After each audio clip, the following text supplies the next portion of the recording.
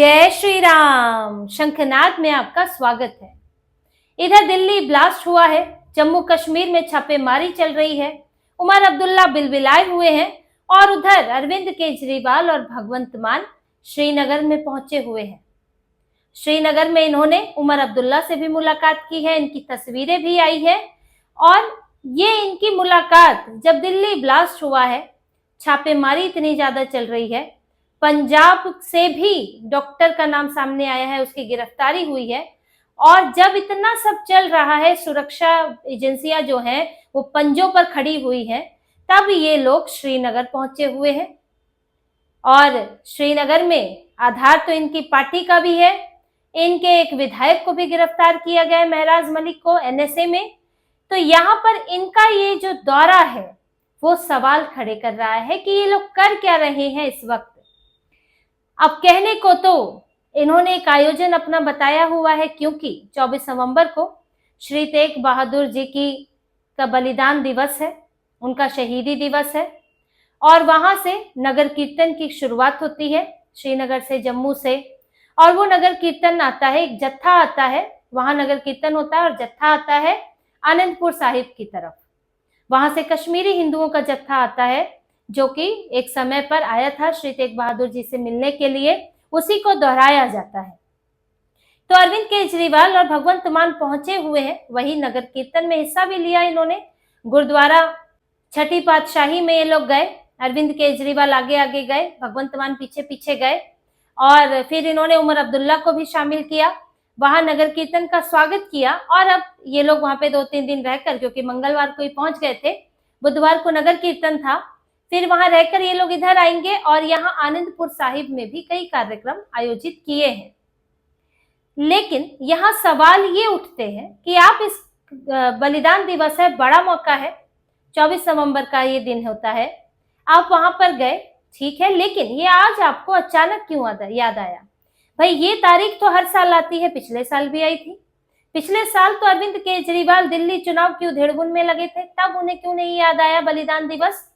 तब भगवंत मान को क्यों नहीं याद आया कि बलिदान दिवस है, कि उमर अब्दुल्ला से भी मिलना है? उससे पिछले साल भी आया था बलिदान दिवस, तब क्यों नहीं ये लोग श्रीनगर के गुरुद्वारे में दिखे? ये अचानक से इसी साल क्यों, वो भी दिल्ली ब्लास्ट के बाद? ऐसा भी तो नहीं है कि अगले ही साल चुनाव है। तो क्या ऐसा इनको बन पड़ी है, ऐसी जरूरत पड़ गई कि इन्हें वहां इस बार जाना पड़ा?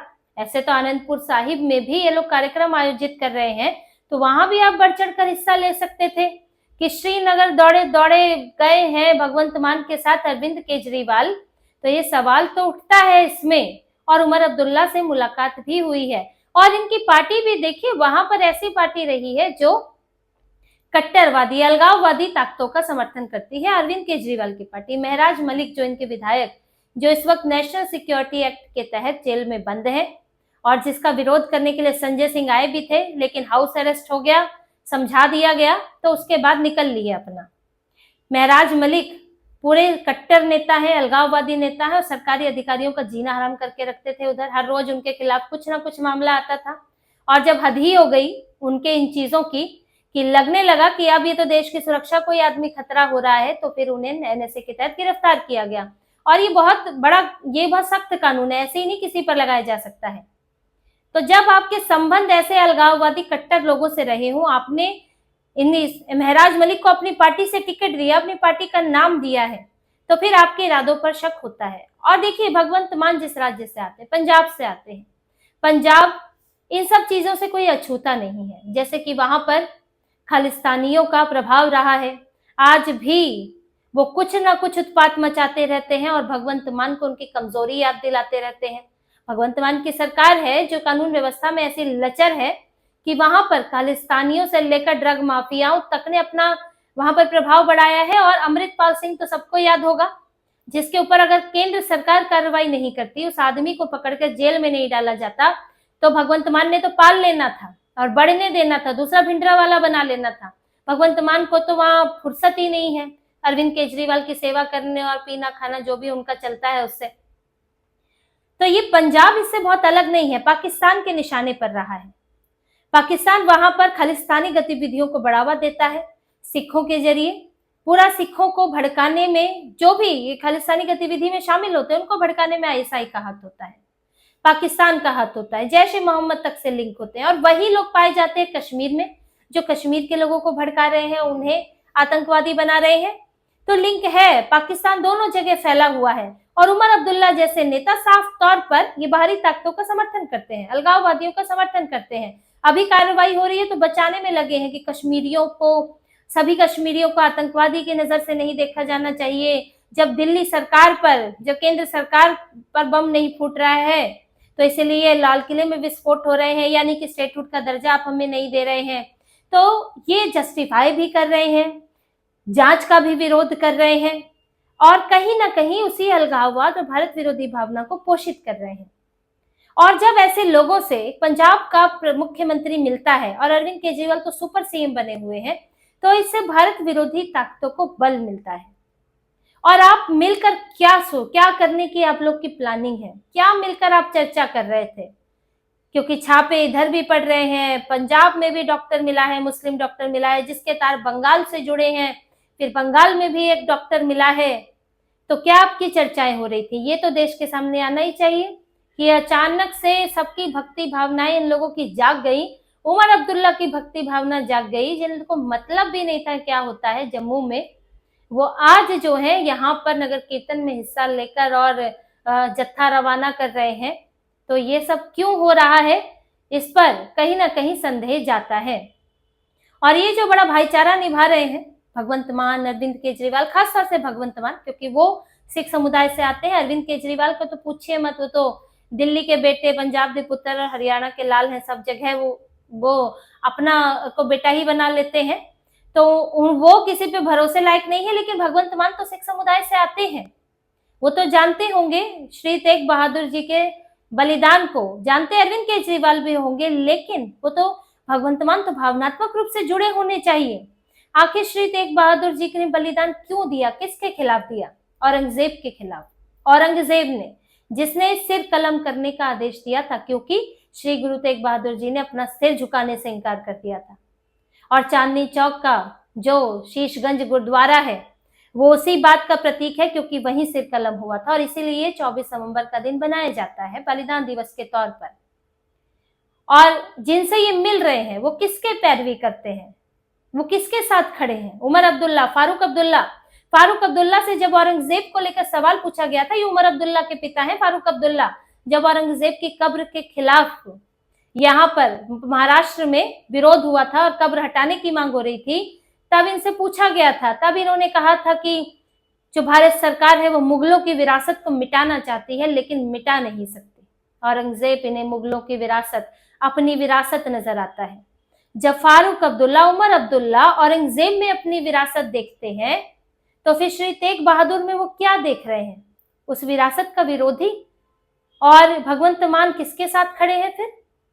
तो ये तो इन्हें सोचना चाहिए कि ये जो यहाँ भाईचारा उमर अब्दुल्ला के साथ निभा रहे हैं और वहां पर दिखाने की कोशिश कर रहे हैं, मुस्लिम, सिख और यही सब जो है मिलजुल कर पाकिस्तान इसी चीज का फायदा उठाता है, तो इनको समझ नहीं आ रहा है कि ये क्या कर रहे हैं। ये भाईचारे का क्या मतलब है?